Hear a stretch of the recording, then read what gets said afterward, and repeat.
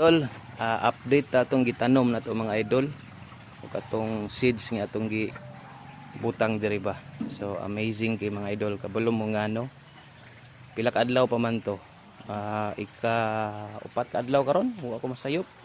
Pero tanawan ninyo mga idol. Ako ipakita sa inyo ha. Kung unsa ka legit ang atong mga seeds diri.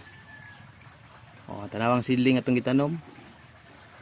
Kung sa inyo nakita, ni turok na gid siya pila pa lang kaadlaw. Sulod sa pila kaadlaw mga idol, tanawa mga idol.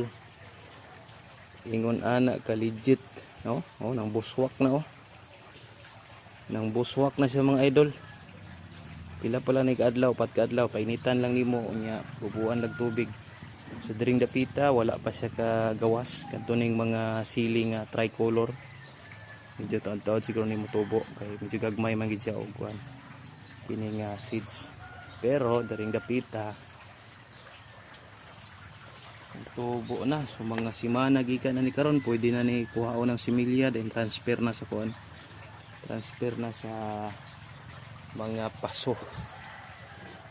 Dali ara natingala jud abi na kog tugay kini yung ani mo turok abdan pag pila ka or mga tulo ka simana is kabulan baka dali ra kaayo. So unta mang simana kining nadring dapit na napoy mo turokan. So mo na mga idol atong gamit ani mga idol. Pura tong yuta gibutang diri kuan sa baboy. Kanang pila na kabulan tong astuig nga mga tai sa baboy mga idol. So nindot kay available din tanan mga seedlings diri mga idol.